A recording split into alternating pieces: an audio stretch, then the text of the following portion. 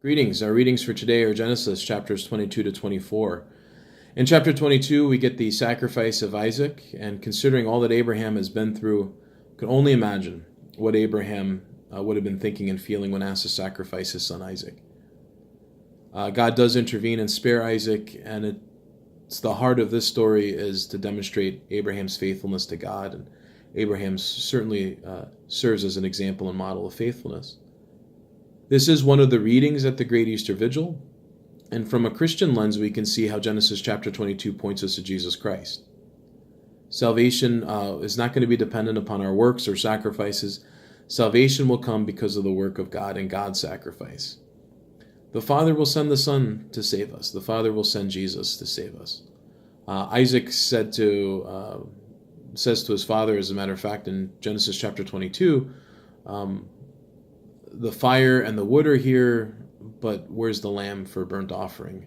And Abraham says back to Isaac, God himself will provide the lamb for a burnt offering. God himself will provide the lamb. God does provide us with the lamb. Jesus Christ is the Lamb of God who takes away the sin of the world. So this lamb becomes a sacrifice for us, and it's his sacrifice on the cross that saves us. In chapter 23, we read about Sarah's death and her death and burial, and in chapter 24, we learn of the marriage of Isaac and Rebekah. So in chapter 24, Abraham is arranging for Isaac to have a wife. He sends a servant to find Isaac a wife. The instructions are to exclude Canaanite women, and that's to prevent the possibility of intermingling of religions, more so than in having any interracial bias from what I've read. The servant looks to God for a sign on how Isaac's wife might be revealed. The servant says, "Let the girl to whom I shall say, 'Please offer your jar that I may drink,' and who shall say, 'Drink, and I will water your camels.' Let her be the one whom you appointed for your servant Isaac. By this I shall know that you have shown steadfast love to my master."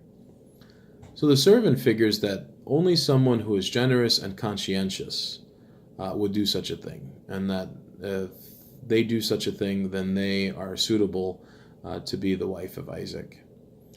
So the marriage is then arranged, and we see how this differs from our understanding of romantic marriage in our culture.